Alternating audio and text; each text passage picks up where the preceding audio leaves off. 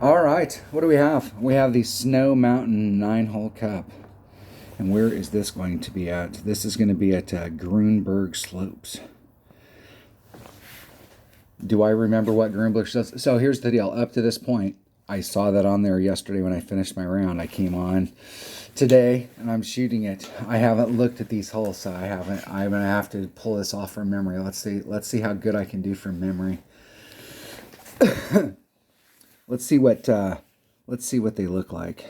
Let's go to they may or may not be on Golf Clash Notebook, and I still use Golf Clash Notebook. I do a lot of my club stuff.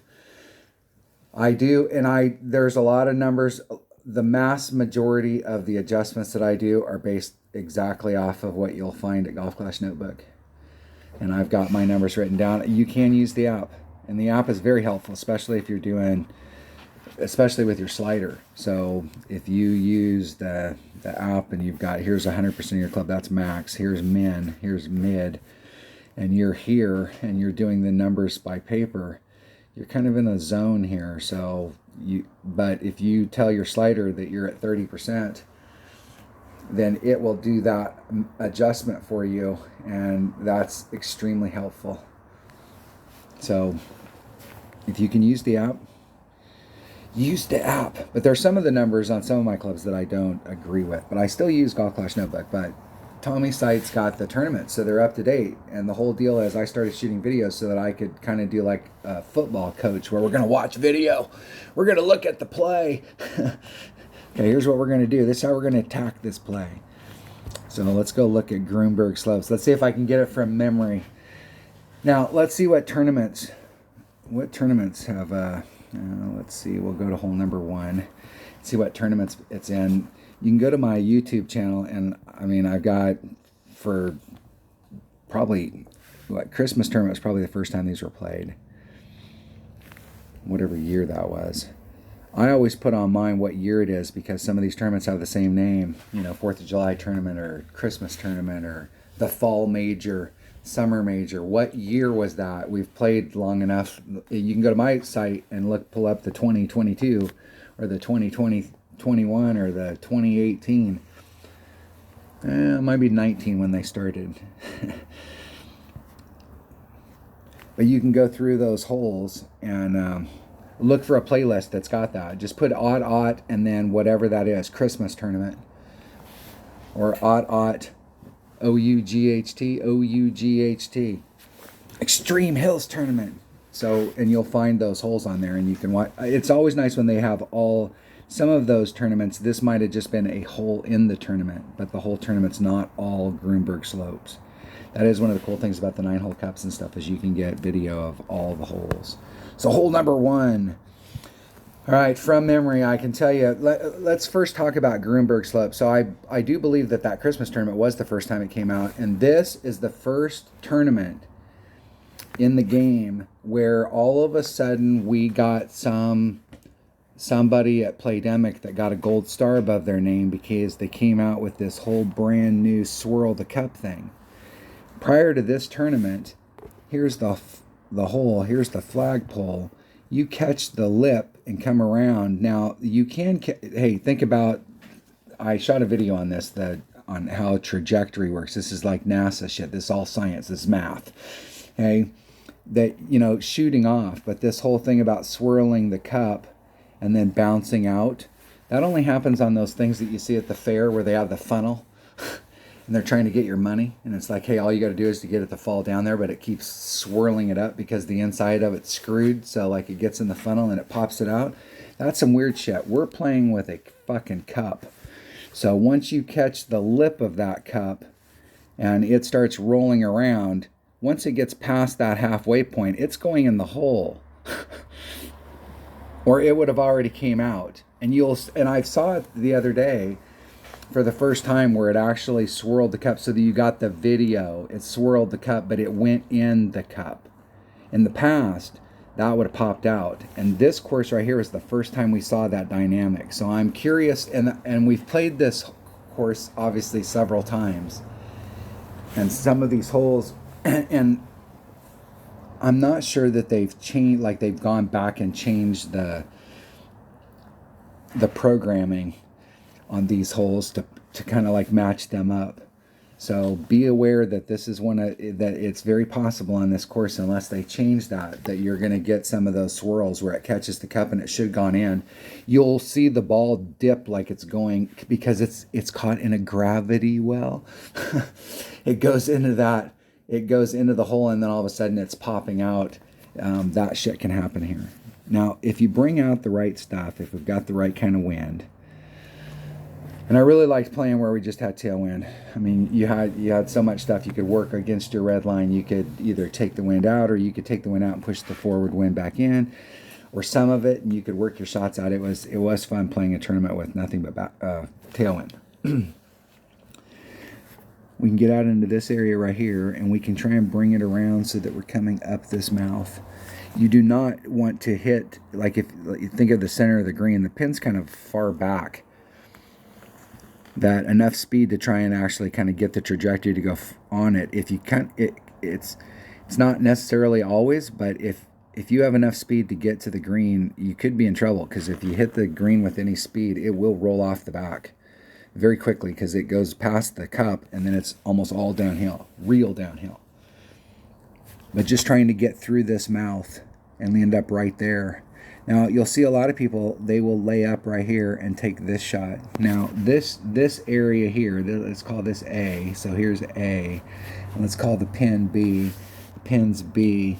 The pin is way higher. So in the past, we've always taken off some wind. So if you're going to start it somewhere, you can start at 0 just to see what the deal is, but you'll probably over pull it. You should over pull it if you hit 0, because it is way uphill from down here. You're uphill here. So even though you're this much closer and it's a nice little chip shot, it's one of those chip shots where you're on this face here and you're going up the hill. So you gotta, this is no give me. And if you play with a rapier, depending on where you're at, because you're going over the top of this hill, sometimes your ball guide gets into that thing where it wants to go back and forth and it's not really sure where it wants to go. Then abandon that and play it like it was an in-bringer and get right up to the cup and put on a couple backspin, 2 or 3 backspin, and get right up to the cup. You got the ball guide for it. Our goal here is to get on in 1. And I can't remember what the other 2 par 4s look like in this, but this if you can get over here, you got a really good shot. From here, you're going to have the same shot over and over. And this, I believe if you bring out a big enough ball to get out here, I mean, I think you're in wedge. You're definitely in like minimum short iron.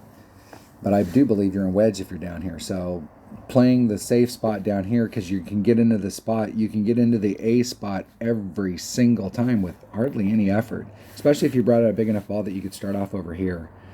And then you could just use a little bit of backspin to stop it right where you want it. But I'm obviously going to be going to try and get on the green. If you hit perfect every time, I'd lay it up. I don't hit perfect every time, so I want to get close, real close. That really, I mean, I do believe that if you bring out a lower power ball, or if you bring out a ball that doesn't get you over here where you have to start off on this side, if you're going to do the layup, it's not that bad because you can go here. But if you're trying to get on in 1, you're going to have to ride on this side in order to bypass this. You do not want to try and come at it like this to get up there.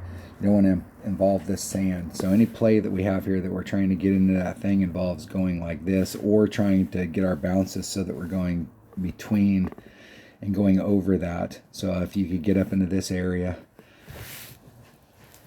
I want to bring out on this, if on the deal is bring out a big enough ball that I can get into the spot that I want, where I can, it's especially nice when you bring out a power 5 ball and then you pull it back. So you take out like 5 or 6 and pull it back a little bit and then set the shot up from that spot. That way on the days that we have a headwind, it gives you a little bit of leeway to pull it out. So the whole goal of bringing the big power ball here is to not have to do a lot of overpower. Now, some of these holes we have to do a lot of overpower. But I think on this one, if we bring out the right ball, especially now that we have topspin boost balls, that's something we didn't have when these holes came out. And this hole right here with a topspin boost ball, I mean, I'm curious to see what the look is like trying to get up there. I could go practice, but I don't know. I'm going to practice tomorrow. I'm just going to look at them today and go out there cold. All right. Is this a par 5? Yes, yes. Okay, there are several ways to go here. And I think one of the shots that's here is probably, okay, you can lay it up at the top. You can try and blast it down this way. And we'll talk about, or you can try and get over to here. So we have A, B, and we have a whole bunch of C's over here. The shot that I've played is the one that's way up in the front. Up here where you can see the little ripples on the course, I'm trying to get up into those little washboards that are right there. But you'll see a lot of people that'll lay it up right here. Well, if you're playing on the C side, the green's way the hell down here, and this is sloping up. And so, like, where you're at as far as elevation here versus here, just because you're on the same side, I'm way the hell uphill. It's way the hell downhill.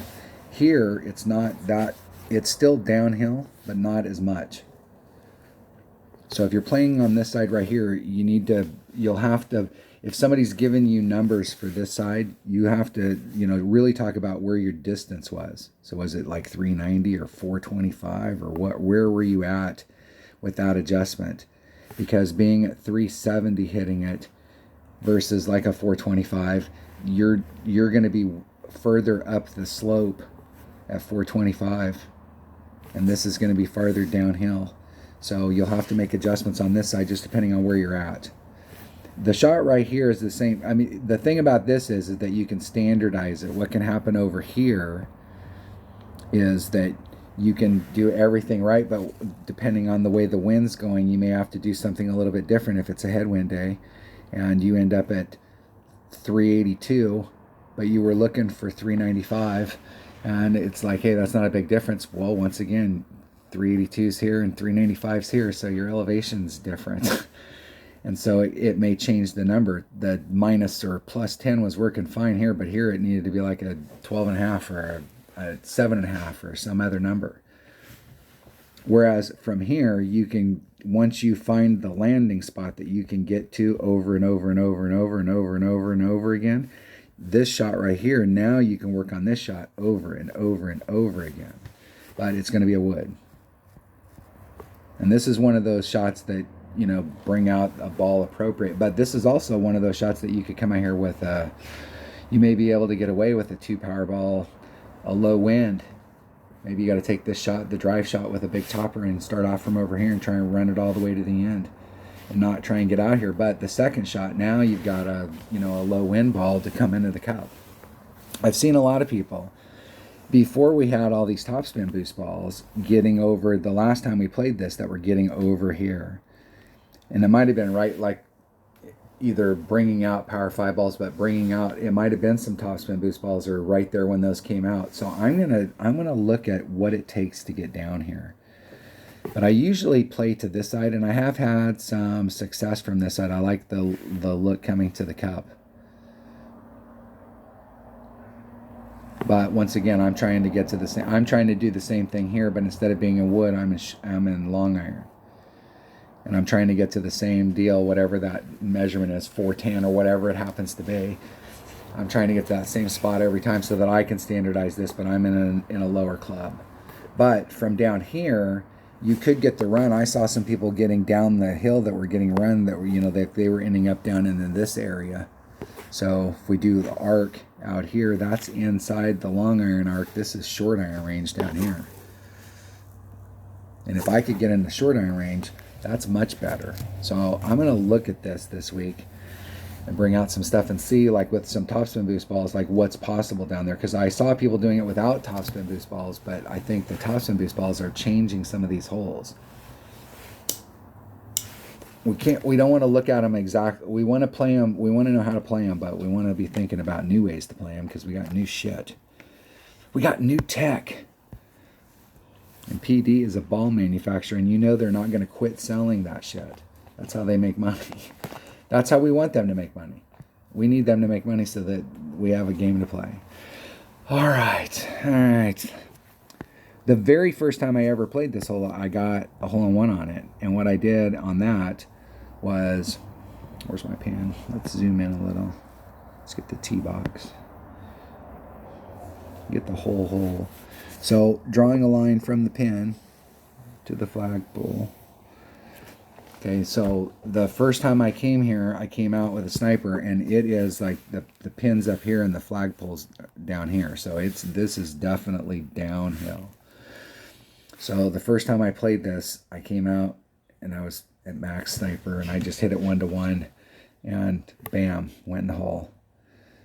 And I came out, and I did that several times. There was a great shot from right there, but sometimes you have a little more luck the first time you play a hole.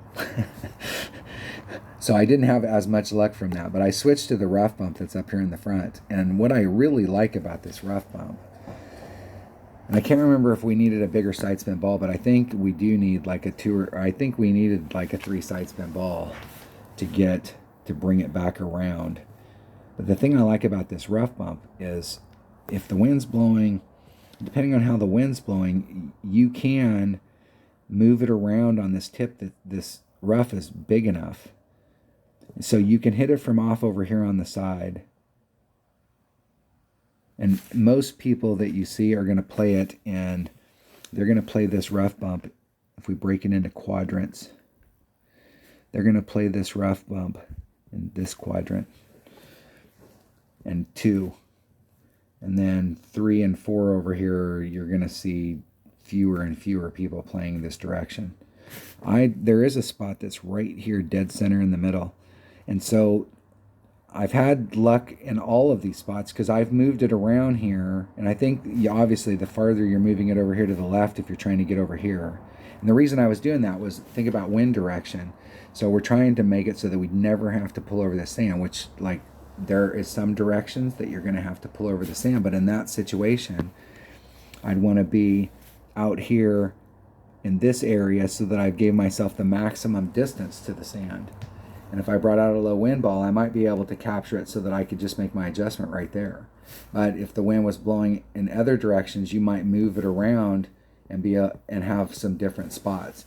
Having one spot is always good. So bringing out a low wind ball so that you can pick that, but sometimes you might not. So you can move it around down here and you should have success going straight to the cup. I think it's just a 1-to-1. It's got to be really close to that. There might be a small plus or a small, no, I think there'd be a small plus, but it's got to be pretty close to just 1-to-1.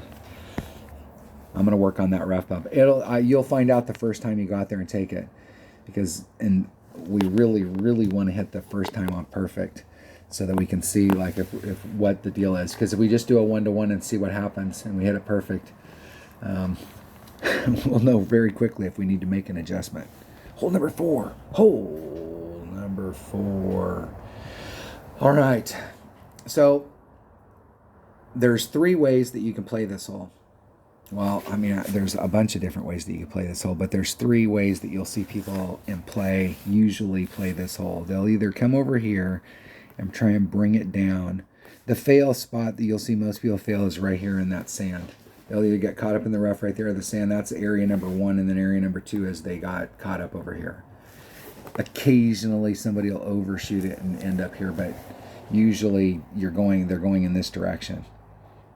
I'm not sure that you can that there is a ball big enough that you can start off on the other side unless you had a really big wind that was going to push you there, but I don't think you can get that far. I think just like out here is the red line. So you're starting on this side. You can take a quarterback, any freaking club you want, the most accurate club that you have in your bag, and a katana, and hit it right out in here. And you really don't need to get all the way to the end. It doesn't really help you. You are a little bit shorter to the cup, but your angle to the cup, you got a nice shot right through the flat part of the runway to the cup from there, so it's not a bad shot. The other way you can do it is there's a max overpower hook that you can do, and I'm going to have to go back and watch, look, whatever the last tournament this was in, and I believe the one before that, I went out and started working a max overpower hook shot on this, and I got one over here where I was coming around this direction where I got a bounce right here, got bounce number 1, bounce number 2, and then it rolled up to the back, and my fail spot was in this route. If I made it over, my fail spot was that I would get caught up here, that my trajectory was too high, and before it started to fall down, it got caught in this rough.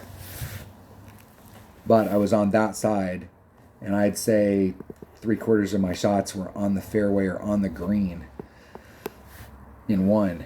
And so I'm gonna go back and watch that video, and that's the shot. I'm gonna work on a max overpower hook shot from here, and I believe I always do. So for me, if you watch my videos on a regular basis, when I set up max overpower hook shots for the week, my first deal is I'm working at like artillery.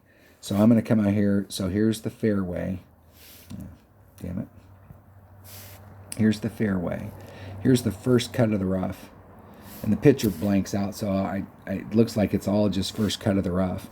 So I would be working my like white ring off of the transition between the fairway and the first cut of the rough. And then if I still needed to go further this way, then I'm looking for landmarks out here. Like, is there a tree or is there a rock?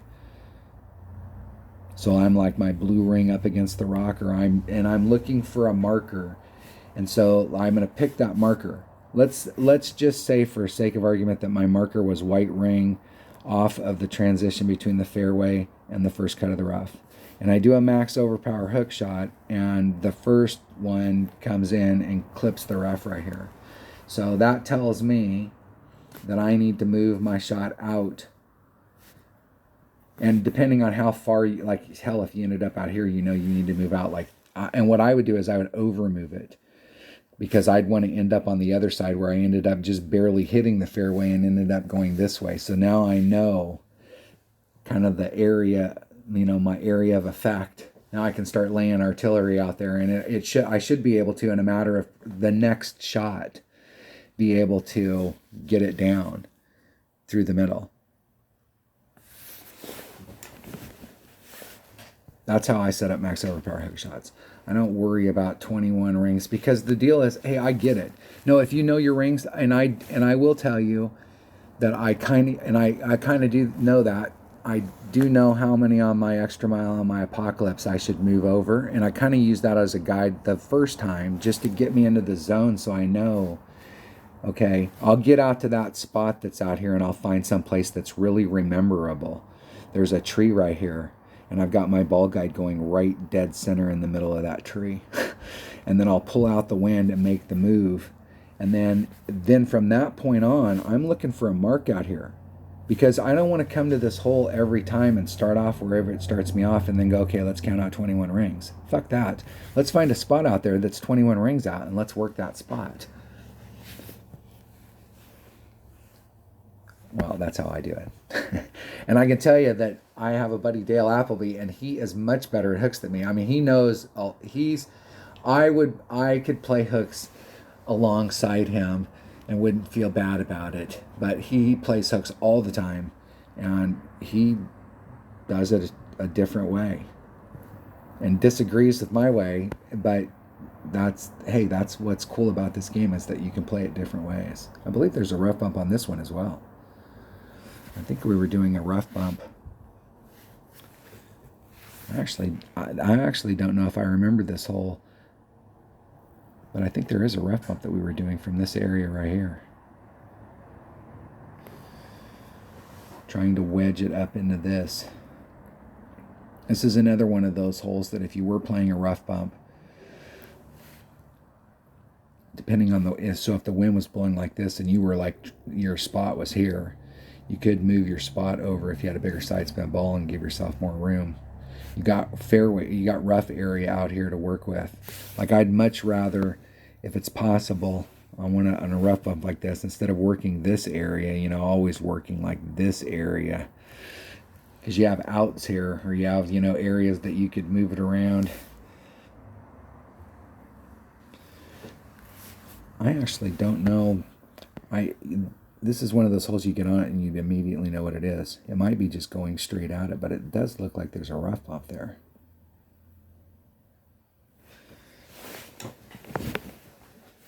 I'm going to have to go play that hole.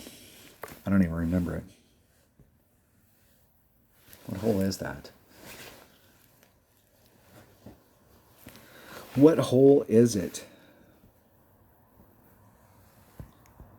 It's hole number 5. Let's go look at it. I can't even remember. I see the hole like that, but it's not giving me the up and down stuff, so I'm not exactly sure. Topography wise, I'll get on it and I'll go, yeah. Hole number 5. Par 3. Let's go practice that bad boy. Let's go see what it looks like. Yeah, it's a hole.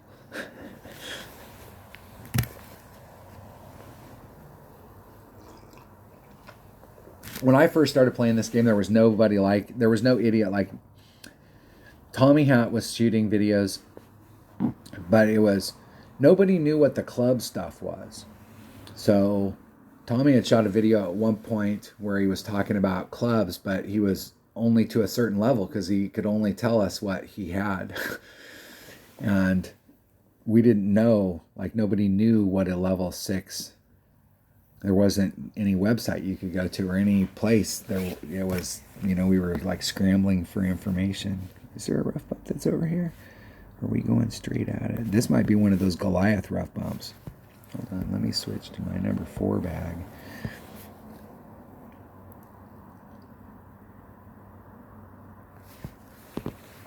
Whew.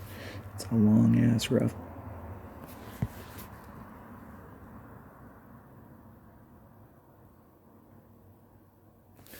And I don't like how that ball guide's appearing and disappearing. I'm just trying to see while I'm here if there is a, like what our options are. Do we have a rough bump from down here? Right there. Right there.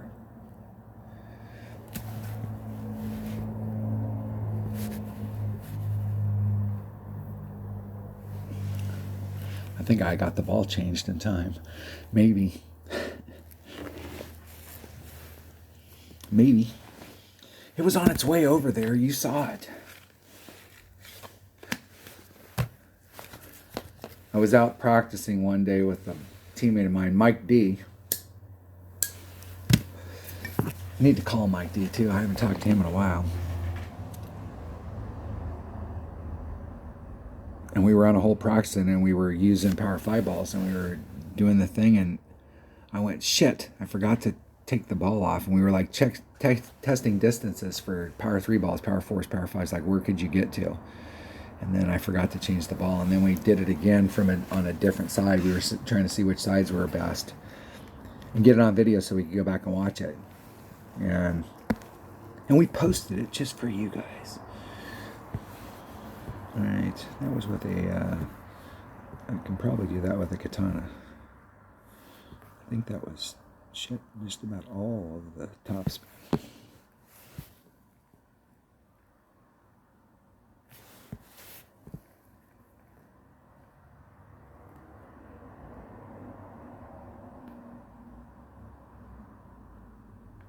Man, that's way the hell downhill. I didn't even see where I was at my club. It's 1.9 per ring. If I was at max, that'd be a ring and a half. I'm just going to do a ring and a half.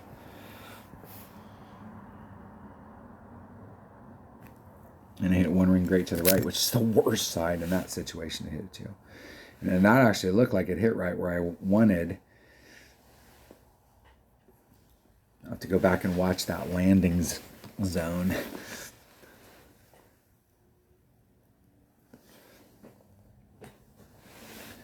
It does look like there's a very tight little area down there, like with the ball guide, where the ball guide is squaring up. And I'm just wondering, like if you came out here with a bigger side spin ball, you might be able to start on the other side and have a better trajectory at it. Let's look at that. Now that I remember what the hole looks like, let's go look at it. All right, so what I was doing, I was trying to check what was happening with the ball guide at different distances in this area because I like, once again, bigger area rough. But you've got this little mound to contend with. So coming over here, your bounce coming through isn't contending with this mound. Trying to bring it back around. But I'm just wondering, like up here it looked like maybe that because of the terrain, because of the hill here, that I didn't have enough side spin to bring it back to the cup with a 3 side spin ball. But I'm going to check this area out, and I'm going to bring out a 5 side spin ball. And I didn't even look to see where my red lines were. I was just looking for that rough bump. What an idiot. What were you thinking, dude? You didn't tell us nothing. Come up into this area, and you might be able to bring out a bigger side spin ball and be able to bring it in. And this up here looks like, I like the terrain here as far as the green. It looks like it's pretty smooth coming down there. It might be on the side of a hill, but it does look like it doesn't have any moguls and shit. Whereas when you're coming through this area, you do have this to contend with, and you do have a little bit of movement right in this area. All right. I spent 15 minutes. Hey, Dale Appleby, if you're watching this, I spent 20 minutes on that par 3 talking about it. He gives me shit all the time about spending 15 minutes on par 3s. Okay, let's talk about this hole. In one-on-one play, the play on this hole in one-on-one play is to get right in here. And normally on this, I use my number 3 bag. So I use a big topper because you can bounce over from here. Because you can do this with a fucking Nirvana, or I mean a Marlin. The second shot is a little tougher with the Marlin, I will grant you. You probably have to do overpower, maybe max overpower, but you can get it done with the Marlin. But if you bring out a 3 power ball, it's super easy. You can go right to this area with your big topper, and from this area with your big dog or your cataclysm, because that's the backup club in your number 3 bag. You go right from here, right down to the green. You can do a rough bump, and it is downhill, but you want to make sure that you hit that rough bump halfway down the hill, and you should be able to roll out. But if you hit at the top, you're going to get stuck.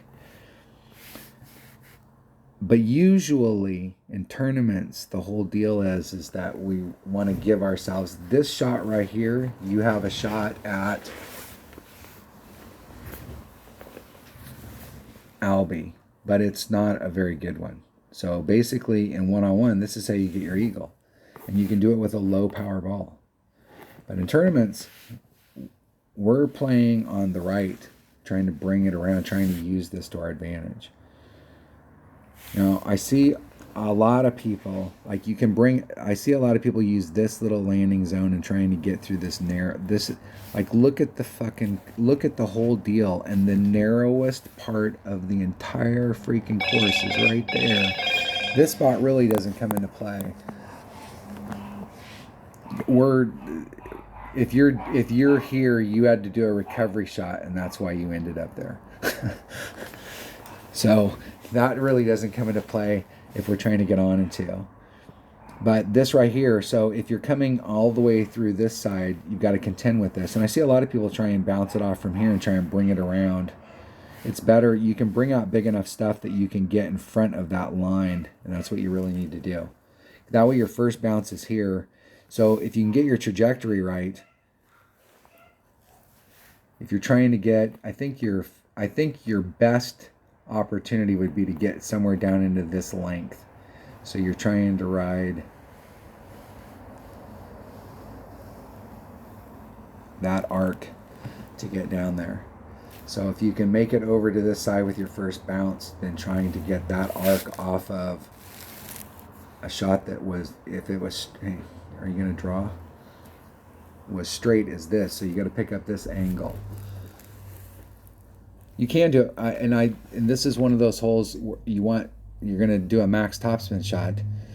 You're not going to be able to get all the side spin on. So a ball with a club with curl, depending on where you're at up here in your red line. But if you're going to take the shot, get up in front, and so your first bounce is here, and your second bounce is damn near past that narrow spot. I see a lot of people trying to go from here and then run it through the narrow spot, and they're trying to get this distance, but they're starting farther back, and that's not good. I'm not going to go that way. I'm going this way. I'm going to try and go where I bring out, if you have a ball that's on your arc where you can get up here on this side to bring it forward, then I can get a ball gets me to this spot So I have bounce number 1. Bounce number 2 needs to be in the fairway. And you can see where that narrow spot's at. I'm over here. I've got a bigger fairway. I'm trying to get bounce number 2, but I want to make sure I hit in the fairway. It's easy to over push it. If you get bounce number 2 in the fairway really close to the tip, you can do a rough bump out of this and just bleed out, and you're right there. And that spot is maybe attainable from this direction, but usually you're in about that spot, so you can pick up a little bit of distance, and you have more room. But you're at the very end of your run and you're trying to do a rough bump. So maybe how smart is that? Here's the good news, is that if you get down into this area and you fail and you've got a nirvana, you can recover. If you get over into this shit and you fail, you're going to be laying, now you're putting that into play. Okay. If you screw up trying to do this layup shot over here, now you're either putting that or you're just trying to bounce it up here. You can do, if you get in trouble down here with your and you've got a, with your rough iron, especially if you have a nirvana, you can try and do a max overpower hook shot, and if you can catch the right spot out here so that you can catch a bounce in the fairway, you could potentially recover from over here if you have a nirvana. All right, hole number 7. Hole number 7. Oh, this is another one of those holes that I think plays 1-to-1, even though it's downhill. I think the deal is that you're in, so it's a math deal. So you're in mid sniper. So mid sniper is 1.1, and so if you had, let's say you had a 5 wind, and you were gonna, and it is downhill. So, and you're in mid club, and you were going to add some on. It needs about 10%. So times 1.1 divided by 1.1. So these two numbers cancel each other out, and so we're just taking 1-to-1. So at the beginning of the week, I'm going to start at 1-to-1, and if I need to make micro adjustments, then I will, but I'm going to start at just 1-to-1 and then see where I'm at. I like to bring out a big enough ball that I can start off right in this area right here, and you got bounce number 1, bounce number 2, and you're going to the cup.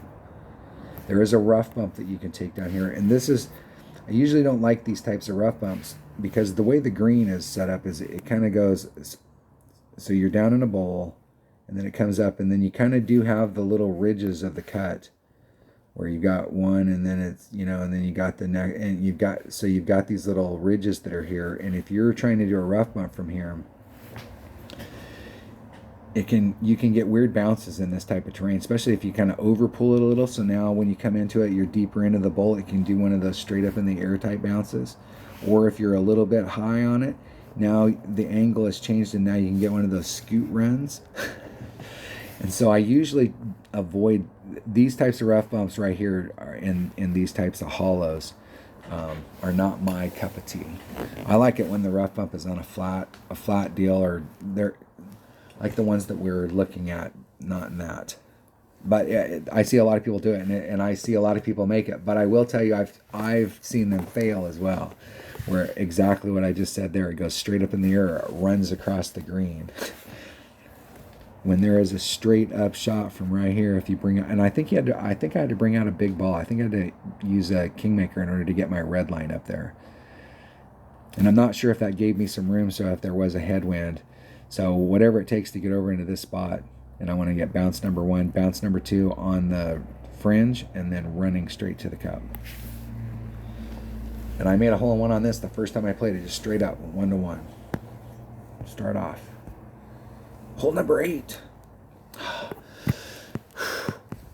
Well, I can tell you some ways that you can fail in this hole that you may not have seen people spectacularly fail in this hole, but I have spectacularly failed on this hole because I've come out here and practiced this hole a few times and played this hole and like to see what I could do. And I've been, and all of this shit is in play. These pillars are in play.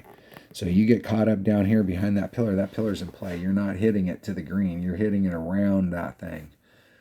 This is another one of those spots that it's good to know how to do max overpower hooks because there's a pillar right here and you're here and you're trying to get over here to the green.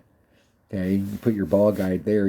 and you can't make it because you can't hit through the pillar, you can try and go around the pillar and do a max overpower hook shot. So even though you're that close, you can, what you do is you can set it up, pull out the distance. Okay, here's your obstruction. Here's the pin. You're stuck right here. Pull out the distance that you think that you would need to set this shot up. If you could see it, just kind of imagine in your mind's eye, you've played enough, and then pull out on the arc. Think of the arc. So pull out and clear the obstruction and kind of set it up, and then pull it back and see where it would, like where that spot's at and kind of what kind of run, and then you can kind of in your mind's eye and then pull it back over to this area, and as soon as it gets to the area that it clears, like just barely clears, you could move it back inside because you're going to curl around it, so you can kind of like cut the distance, like how much curl does this club have, and you could set your max overpower hook shot up from that point and kind of feel good that your topspin backspin adjustment's pretty good. If you can catch it and not hit it, it will go around it and it could get up there. It could save you because you're screwed anyway, so why not give yourself at least a shot on it? Okay. Laying it up here is not, unless your opponent's also in the shit, then you got to start, then you got to think, okay, just lay it up and put it out on the green, but then you still got that next shot. So try and get as close as you can. Use curl. I've been off the back out here. I've been caught up in these rocks. I've been in the water out here. If they went out there and looked for balls in this area, I've got a lot of balls that are down in that area coming through. But you can lay it up right here. You can lay it up right there. This shot right here is pretty straight in. This shot, you might be a little bit in a better situation with club. I'm trying to get over to the other side. I want to get on in one, and I don't really want to get on. I want to get right on the fringe, right in front in one. And so I normally use this end. There's two ways that you can do it. Depending on your club level and what clubs you have, is you could use this as your launching pad, depending on what ball you got, so that you're trying to bring it around. Sorry about that. Excuse me. Hey. All right. What?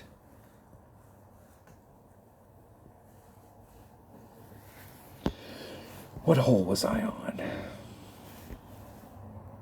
Were we on this hole? Yes. So, depending on what level clubs you have, I think I split my screen there. That was the deal. I was looking for the tee box, so you can kind of get an idea. The tee box is right there in the center. It's on this trajectory right here.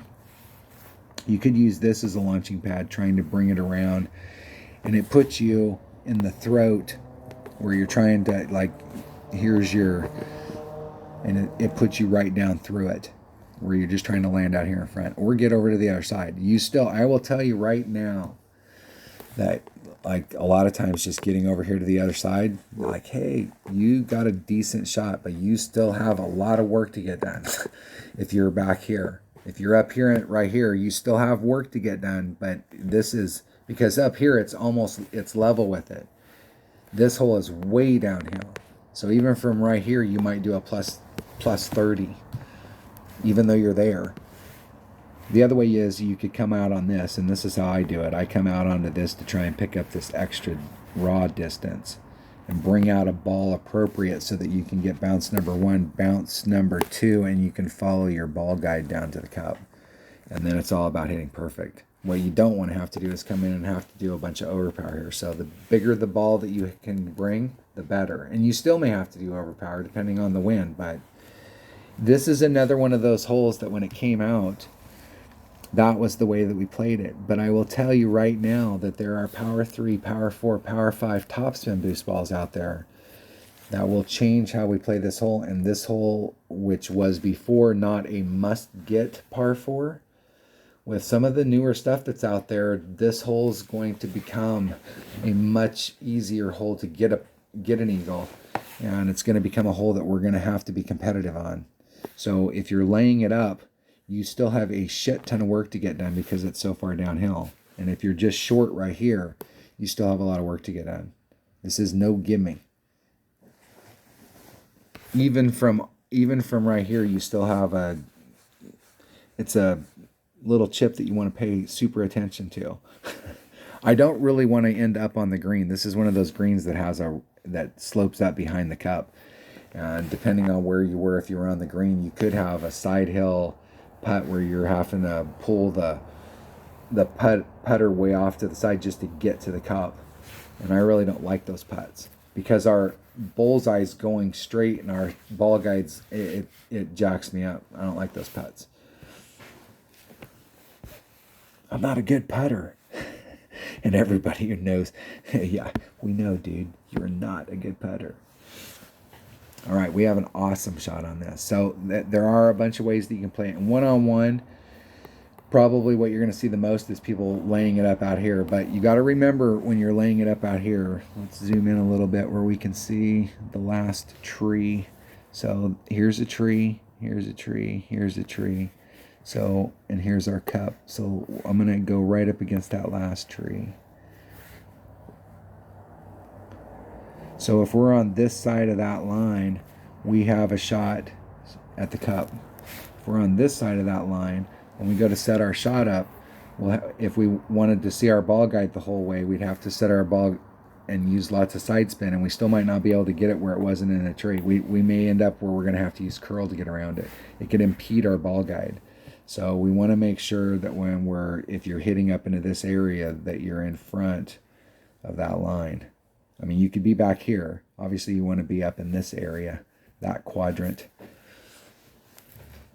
And find that distance, and that's where you want to hit to over and over and over and over so that you've got this shot. So in one-on-one play, that's how I always play it. But in tournament play, we can bring out bigger shit.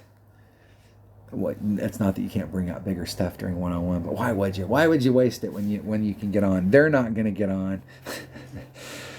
You can come out into this area,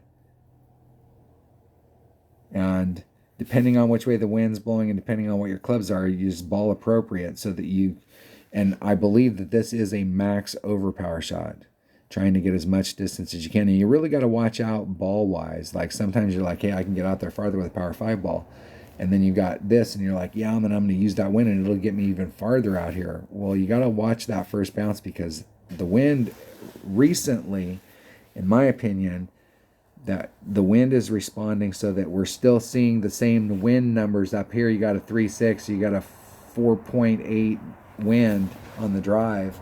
And so you're like, yeah, those numbers are what we've seen in the past.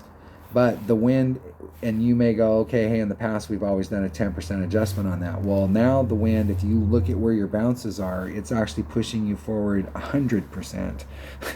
It's actually responding on the course as if it was a 9.6 wind. And if so, on some of these winds, if you're looking to try and get the maximum distance here so that your second bounce can get its maximum distance, you got to be really careful with these winds and be cognizant of it, because I've seen that change in the game recently. I mean, at least that's how it's looking to me. You can come this direction right here and use some of this depth and try and bring it around this way. You just have to kind of clear this. But you can get out into this range right here where you're in. I don't know. I don't think you can get into short iron range. But I will tell you that with some of the topspin boost balls, you may. Because you're looking at max OP first bounce here, second bounce here, and trying to get into this range. Well, think about 1, 2, 3, 4, 5 more topspin. Now we're putting the sand into play. So it might be better to try and get all down into here to try and bring it around this so you're getting more towards the cup to take that sand out. Shit, you could get on in one. With a 5 power big topspin boost ball. I've got one of those Albatross balls, and I think they've got 2. I think they came out during this tournament. It'd be nice if they come out with another one of those balls. I'd like to see some 4.44s too. All right. Shit, is that a par 5? Literally. I'm just curious to see what can happen on this, because looking at the tee box, And thinking about what I was talking about earlier, as far as like, you may not be able to achieve it on every day, but any day that we have a tailwind, if we could use this depth right here, especially for those fortunate individuals to have an APOC 7, you can get up into this zone right here, and with the topspin and a topspin boost ball. So you could just get whatever side spin you could possibly get, but you got such a big curl ball club that you could try and bring it around where you get bounce number 1, bounce number 2, and you're just following that trajectory around. Shit, you literally might be able to almost get on in one or on in one. I'll bet you there's somebody this week, especially in the upper divisions. Like, you think, well, you know, it's the wins more, so you can, pro kind of gets screwed. Expert's kind of the sweet spot.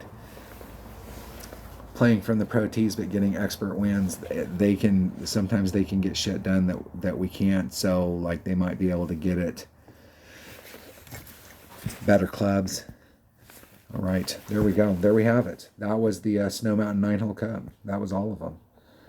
I actually like these holes, but I think that there's a lot of holes here that I'm going to have to practice these. I'm going to call Dunner up tomorrow and see if maybe we can get in a practice round this week, because there's a bunch of holes here that I think that some of these newer balls, like going out there and actually just practicing the hole,